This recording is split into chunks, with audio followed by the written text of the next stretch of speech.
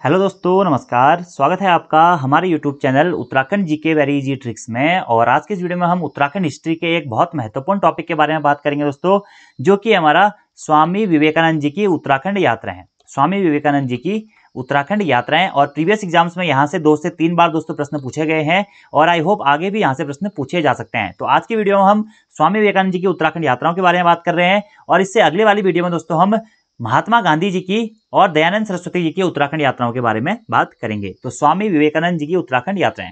स्वामी विवेकानंद जी के बारे में थोड़ा सा बेसिक जानकारी के बारे में दोस्तों पढ़ लेते हैं। इनके बचपन का नाम यानी कि मूल नाम क्या था? इनके बचपन का नाम यानी कि मूल नाम था दोस्तों क्या? नरेंद्र नाथ दत्त। क्या था? नरेंद्र नाथ दत्त इनके बचपन का मूल नाम था। और इनका जन्म हुआ था दोस्तों कब? 12 जनवरी 1863 को कलकत्ता में इनका जन्म हुआ था। और इनके जन्म दिवस के अवसर पर ही दोस्तों 12 जनवरी को हम क्या मनाते हैं? राष्ट्रीय युवा दिवस मनाते हैं। राष्ट्रीय युवा दिवस 12 जनवरी को ही मनाते हैं। इनके गुरु का नाम क्या था दोस्तों? इनके गुरु जी का नाम था क्या?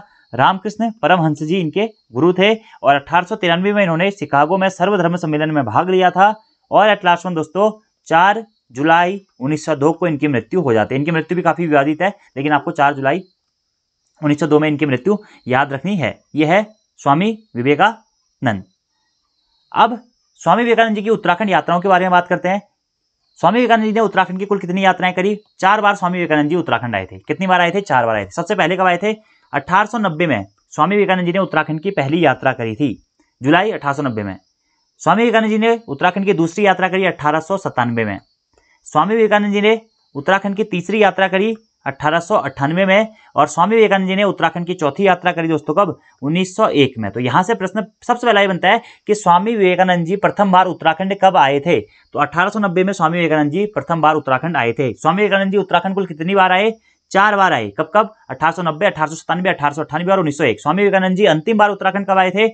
1901 में आए थे। अब प्रश्न ये आता है कि स्वामी विवेकानंद जी प्रथम बार उत्तराखंड 1890 में आए थे, तो कहां पर आए थे? सबसे पहले स्वामी विवेकानंद जी कहां पर आए? नैनीताल में आए। तो अगर आपसे ये प्रश्न बनता है कि स्वामी विवेकानंद जी का नैनीताल आगमन कब हुआ था? 1890 में हुआ था। स्वामी विवेकानंद जी का अल्मोड़ा आगमन कब हुआ था? 1890 में हुआ था। क्योंकि स्वामी विवेकानंद जी जब जुलाई 1890 में उत्तराखंड की पहली यात्रा करते हैं तो ये नैनीताल, अल्मोड़ा होते हुए फिर कर्णप्रयाग, रुद्रप्रयाग, श्रीनगर होते हुए देहरादून तक जाते हैं। तो इन्होंने इन सभी स्थलों की यात्रा करी थी कब? 1890 में। तो चलिए इनकी यात्राओं के बारे में पढ़ लेते हैं, जहां से एग्जाम में मैक्सिमली प्रश्न पूछे जाते हैं। स्वामी विवेकानंद जी की प्रथम यात्रा जो होती है दोस्तों, वो हुई थी कब? जुलाई 1890 में स्वामी विवेकानंद जी की प्रथम उत्तराखंड यात्रा हुई थी। तो यहां पे लिख लीजिएगा आप, फर्स्ट उत्तराखंड यात्रा स्वामी विवेकानंद जी की। किसके साथ में स्वामी विवेकानंद जी यहाँ पे आए थे? अपने गुरु भाई अखंडानंद जी के साथ में। अखंडानंद जी के साथ में यहाँ पे आए थे कौन? स्वामी विवेकानंद जी। कब? जुलाई 1890 में। और कहां से कहां पे आए थे? सबसे पहले नैनीताल आए, नैनीताल से अल्मोड़ा गए, अल्मोड़ा से कर्णप्रयाग, कर्णप्रयाग से रुद्रप्रयाग, रुद्रप्रयाग से श्रीनगर और श्रीनगर होते हुए फिर ये देहरादून गए थे। इतने स्थानों की यात्रा इन्होंने 1890 में करी थी। तो कभी भी आपसे कोई भी प्रश्न पूछा जाता है कि स्वामी विवेकानंद जी ने कुमाऊं की पहली यात्रा कब करी? 1890 में करी। स्वामी विवेकानंद जी ने गढ़वाल की सबसे पहले यात्रा कब करी? वह भी 1890 में ही करी थी। और किसके साथ में आए थे? अपने गुरु भाई अखंडानंद जी के साथ में यहाँ पर आए थे। और अपनी पहली ही यात्रा में दोस्तों काकड़ी घाट नामक स्थान के पास में, बहुत महत्वपूर्ण ये प्रश्न है दोस्तों, काकड़ी घाट नामक स्थान पर इनको क्या होती है? ज्ञान की प्राप्ति होती है। किसको? स्वामी विवेकानंद जी को ज्ञान की प्राप्ति होती है। इसी कारण इस काकड़ी घाट को दोस्तों उत्तराखंड का बोध गया या फिर स्वामी विवेकानंद जी का बोध गया कहा जाता है, याद रखना है। और पीपल के पेड़ के नीचे इनको यहाँ पे काकड़ी घाट नामक स्थान पे क्या हुई थी? ज्ञान प्राप्ति हुई थी। तो स्वामी विवेकानंद जी का बोध गया या फिर उत्तराखंड का बोध गया किसको कहा जाता है? काकड़ी घाट को कहा जाता है। और ये काकड़ी घाट कहां पड़ता है दोस्तों? अल्मोड़ा नैनीताल मार्ग में स्थित है। और एक्चुअलिटी में इसकी लोकेशन दोस्तों अल्मोड़ा और नैनीताल के बॉर्डर में स्थित है, लेकिन जनपद वाइज देखा जाएगा तो ये हमारा कहां? अल्मोड़ा जनपद में स्थित है। क्या? काकड़ी घाट। और इसी काकड़ी घाट में स्वामी विवेकानंद जी को ज्ञान प्राप्ति होती है। और इसी के बाद स्वामी विवेकानंद जी जग प्रसिद्ध होते हैं। ये पॉइंट आप लोगों को डायरेक्टली नोट डाउन करने हैं कि स्वामी विवेकानंद जी की उत्तराखंड यात्रा 1890 में हुई थी। और पहली ही यात्रा में इन्हें उत्तराखंड के अल्मोड़ा जनपद में स्थित काकड़ी घाट नामक स्थान पर ज्ञान की प्राप्ति हुई थी। इसी कारण इस काकड़ी घाट को उत्तराखंड का बोध गया या फिर स्वामी विवेकानंद जी का बोध गया कहकर भी संबोधित किया जाता है। और जो एक काकड़ी घाट है, यह कौन सी नदी के तट पर स्थित है? तो कोसी तथा सिरता नदी के संगम स्थल पर यह स्थित है। कोसी प्लस सिरता या फिर कहीं कहीं सील नदी भी आपको मिलेगा। तो कोसी और सिरता नदी के संगम स्थल पर हमारा काकड़ी घाट स्थित है, जिसे उत्तराखंड का बोध गया, स्वामी विवेकानंद जी का बोध गया कहा जाता है। और यहीं पर पीपल के वृक्ष के नीचे, किसके? पीपल के वृक्ष के नीचे स्वामी विवेकानंद जी को ज्ञान प्राप्ति हुई थी। काकड़ी घाट से होते होते दोस्तों ये आगे फिर गए थे कहां पे? करबला अल्मोड़ा में। तो करबला अल्मोड़ा में ऐसा कहा जाता है कि यह बेहोश हो गए थे और फिर जुल्फिकार अली के द्वारा इनको ककड़ी खिलाई गई थी, जिसके बाद ये होश में आए थे। और इसका जिक्र उन्होंने अपनी अगली यात्रा 1897 में किया, जब वो दोबारा से उत्तराखंड में आए। तो प्रथम यात्रा से आपको इतने पॉइंट दोस्तों याद रखने हैं कि प्रथम यात्रा कब करी, जुलाई 1890 में करी। गुरु भाई अखंडानंद जी के साथ में काकड़ी घाट नामक स्थान पे इनको ज्ञान की प्राप्ति हुई। उत्तराखंड का बोध गया, स्वामी विवेकानंद जी का बोध गया काकड़ी घाट को कहा जाता है, पीपल के वृक्ष के नीचे। और ये काकड़ी घाट जो है कोसी तथा सिरता नदी या फिर सिरुता नदी या सील नदी के संगम स्थल पर काकड़ी घाट स्थित है। उसके बाद में स्वामी विवेकानंद जी काकड़ी घाट से होते हुए फिर अल्मोड़ा जाते हैं और अल्मोड़ा में करबला नामक स्थान पे ये बेहोश होकर गिर जाते हैं। फिर जुल्फिकार अली के द्वारा इनको यहाँ पे ककड़ी खिलाई जाती है, उसके बाद ये होश में आते हैं। ठीक है, तो प्रश्न बन सकता है कि जुल्फिकार अली का संबंध किससे रहा है, तो स्वामी विवेकानंद जी को इन्होंने ककड़ी खिलाई थी, इसलिए ये हमारे प्रसिद्ध है, जिसका वर्णन खुद स्वामी विवेकानंद जी ने किया था जब ये अपनी अगली यात्रा में 1897 में उत्तराखंड आते हैं। इसी के बाद दोस्तों 1890 के बाद में आपको बताया कि स्वामी विवेकानंद जी कहाँ, शिकागो सर्वधर्म सम्मेलन में भाग लेने भी गए थे और जहां पर इन्होंने काफी प्रसिद्धि पाई थी। अब बात करते हैं स्वामी विवेकानंद जी की दूसरी उत्तराखंड यात्रा के बारे में कि इनकी दूसरी उत्तराखंड यात्रा कब हुई थी। वो हुई थी 1897 में। उत्तराखंड की सेकंड यात्रा है किसकी, स्वामी विवेकानंद जी की। और 1897 में यहाँ पे किसके किसके साथ में आए थे, तो गुडविन जो कि कौन थे, इनके आशुलिपिक लेखक थे, और सेवियर दंपत्ति के साथ में कहां पे आए थे, उत्तराखंड आए थे। तो याद रखना आपको दोस्तों कि स्वामी विवेकानंद जी की दूसरी उत्तराखंड यात्रा कब हुई थी, 1897 में हुई थी। और गुडविन आशुलिपिक लेखक और सेवियर दंपत्ति के साथ में दूसरी बार उत्तराखंड आए थे और इन्होंने यहाँ पे अद्वैत आश्रम स्थापित करने की इच्छा भी जाहिर की थी। लेकिन अद्वैत आश्रम हमारा बाद में स्थापित होता है, वो हम बाद में बात करेंगे। अगली जो स्वामी विवेकानंद जी की अगली यात्रा थी दोस्तों, वो थी 1898 में। ये थी स्वामी विवेकानंद जी की तीसरी उत्तराखंड यात्रा, थर्ड उत्तराखंड यात्रा। और ये किसके साथ 1898 में उत्तराखंड आए थे, ये आए थे भगनी वेदिता के साथ में ये उत्तराखंड आए थे, जो कि विवेकानंद जी की शिष्या थी। और इनका मूल नाम क्या था भगनी वेदिता का, इनका मूल नाम था दोस्तों क्या, मार्गेट नोबल, जो कि मूलतः इंग्लैंड की निवासी थी। और भगनी निवेदिता को ही मार्गेट नोबेल नाम से जाना जाता है, इंग्लैंड के निवासी थी और विवेकानंद जी की शिष्या थी। और विवेकानंद जी के साथ में ये उत्तराखंड की, जब विवेकानंद जी तीसरी बार 1898 में वो उत्तराखंड आए तो उनके साथ में आई थी। और 1898 में ही दोस्तों स्वामी विवेकानंद जी की मुलाकात होती है उत्तराखंड में, किससे, एनी बेसेंट से स्वामी विवेकानंद जी की उत्तराखंड में मुलाकात कब होती है, 1898 में होती है। कहां पे होती है, अल्मोड़ा में इनकी मुलाकात होती है, किससे, एनी बेसेंट से। और एनी बेसेंट यहाँ पे उस टाइम पे क्या, थियोसॉफिकल सोसाइटी का प्रचार प्रसार करने के लिए आई थी, जिस थियोसॉफिकल सोसाइटी की स्थापना कब हुई थी, 1875 में हुई थी। अगर आपसे एग्जाम में कभी प्रश्न पूछा जाता है कि एनी बेसेंट की उत्तराखंड यात्रा कब हुई थी, तो ये 1898 में हुई थी। एनी बेसेंट की किसके साथ में, स्वामी विवेकानंद जी के साथ में मुलाकात कहां पे, अल्मोड़ा में हुई थी 1898 में विवेकानंद जी की दूसरी यात्रा के दौरान। अगला है हमारा स्वामी विवेकानंद जी की तीसरी उत्तराखंड यात्रा, वो भी काफी महत्वपूर्ण है दोस्तों।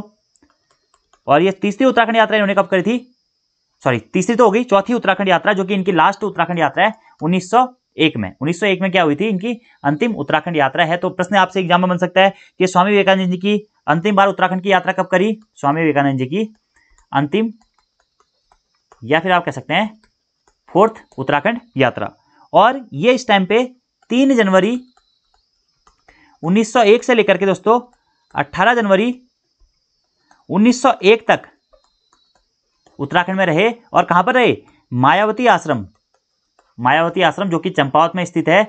और इसी मायावती आश्रम को दोस्तों क्या, अद्वैत आश्रम के नाम से भी जाना जाता है। इसी अद्वैत आश्रम या मायावती आश्रम में ये रहे थे कब, 1901 में। ये स्वामी विवेकानंद जी की चौथी उत्तराखंड यात्रा थी। अब अद्वैत आश्रम या मायावती आश्रम की बात आई तो इसके बारे में हम अब अलग से जानते हैं। तो यहां पर आपको दोस्तों इतने पॉइंट डायरेक्टली याद रखने हैं कि स्वामी विवेकानंद जी ने 4 बार उत्तराखंड की यात्रा करी। पहली यात्रा में इनको ज्ञान प्राप्ति हुई, पहली यात्रा 1890 में, दूसरी यात्रा 1897 में, तीसरी यात्रा 1898 में और चौथी यात्रा 1901 में इन्होंने करी थी। और अंतिम यात्रा थी 1901 वाली, जिसमें 3 जनवरी से लेकर 18 जनवरी 1901 तक मायावती आश्रम या अद्वैत आश्रम चंपावत में रहे थे। और पहली यात्रा में ही इनको यहाँ पे काकड़ी घाट नामक स्थान पे ज्ञान प्राप्ति हो गई थी। इतने पॉइंट दोस्तों आपको डायरेक्टली नोट डाउन करने हैं।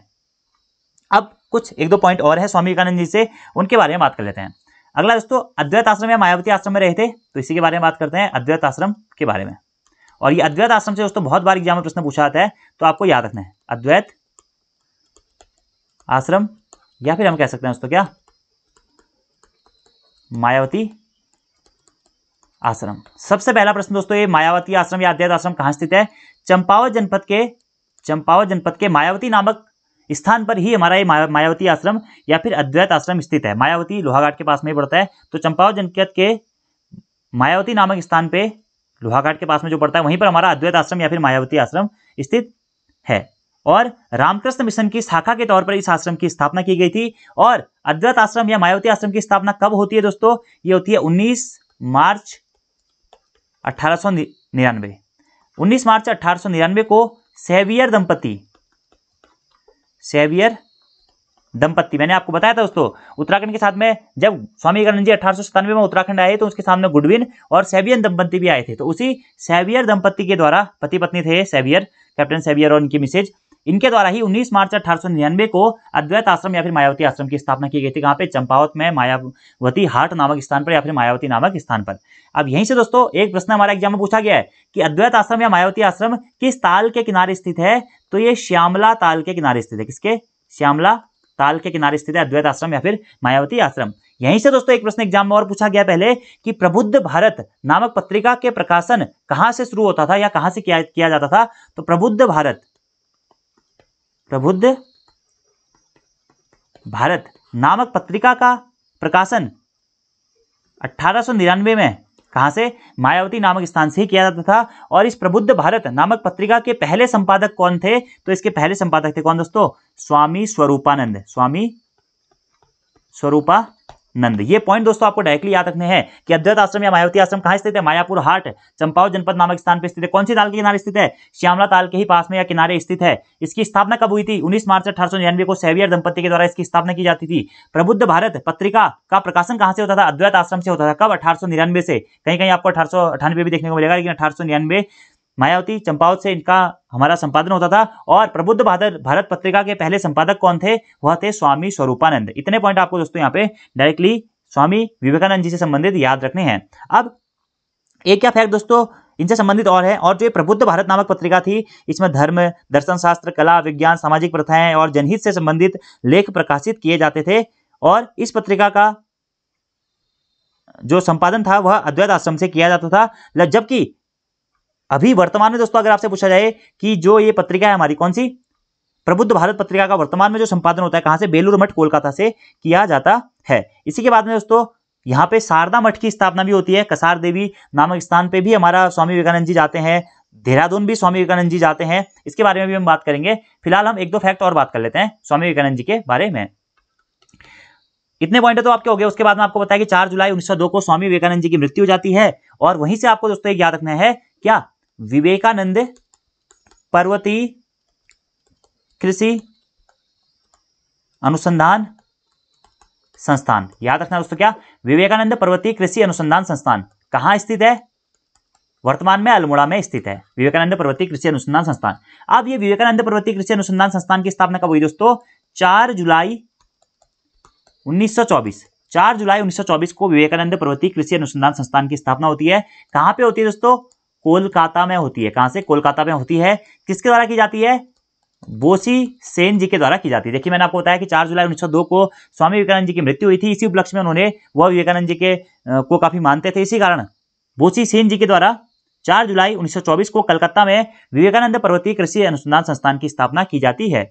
और इसे उस टाइम पे दोस्तों विवेकानंद लैबोरेटरी नाम से जाना जाता था। किस नाम से जाना जाता था? विवेकानंद लैबोरेटरी नाम से इसे जाना जाता था। उसके बाद में 1936 में दोस्तों ये जो विवेकानंद पर्वतीय कृषि अनुसंधान संस्थान है, जिसे उस टाइम पे विवेकानंद लैबोरेटरी के नाम से जाना जाता था, इसे अल्मोड़ा में स्थापित किया गया। इसी कारण आप अजय राउत जी की किताब पढ़ेंगे तो वहां पे दिया गया है विवेकानंद पर्वतीय कृषि अनुसंधान संस्थान की स्थापना 1936 में ये दिया गया है, लेकिन वो फैक्ट हमारा गलत है। आपको ये याद रखना है कि स्थापना पूछेगा तो 4 जुलाई 1924, और पूछेगा कि कोलकाता से अल्मोड़ा कब स्थानांतरित किया गया, तो किया गया 1936 में। उसके बाद में दोस्तों 1959 में ऐसा कहा जाता है कि उत्तर प्रदेश सरकार को यह विवेकानंद लैबोरेटरी हमारी हस्तांतरित कर दी गई थी। 1971 में हमारी बोसी सेन का निधन हो जाता है। और एट लास्ट फिर दोस्तों 1974 में भारतीय कृषि अनुसंधान परिषद ने इस प्रयोगशाला को अपने अंतर्गत रखा और इसका नाम विवेकानंद पर्वतीय कृषि अनुसंधान संस्थान रख दिया, जिसे हम वर्तमान में विवेकानंद पर्वतीय कृषि अनुसंधान संस्थान के नाम से जानते हैं। और ये संस्थान हमारा कहां स्थित है? अल्मोड़ा में स्थित है। 4 जुलाई 1924 को कोलकाता में स्थापना हुई थी बोसी सेन जी के द्वारा,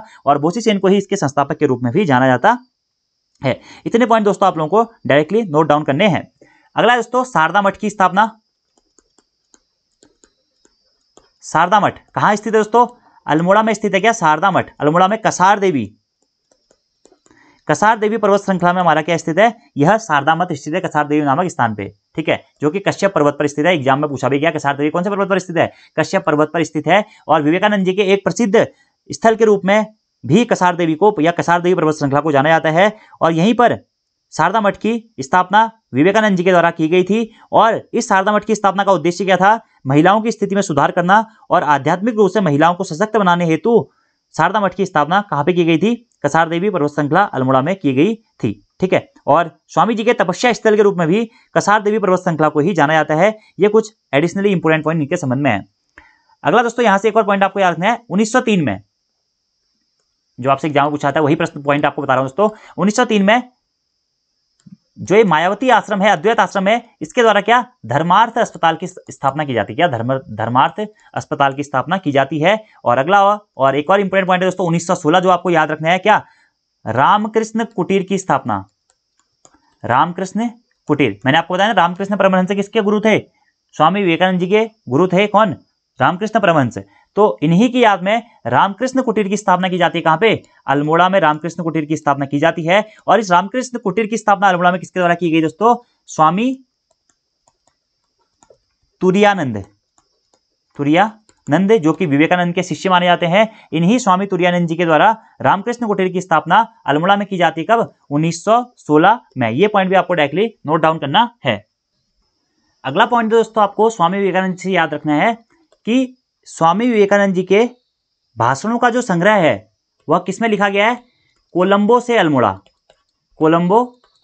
अल्मोड़ा में लिखा गया है। या फिर दोस्तों अगर आपसे एग्जाम में इस प्रकार का प्रश्न पूछा जाता है कि कोलंबो से अल्मोड़ा किसकी पुस्तक है, तो आपको यहां पे स्वामी विवेकानंद जी ही याद रखना है। और स्वामी विवेकानंद जी अल्मोड़ा में दोस्तों एक भवन में रुकते थे जिसका नाम था क्या? थॉमसन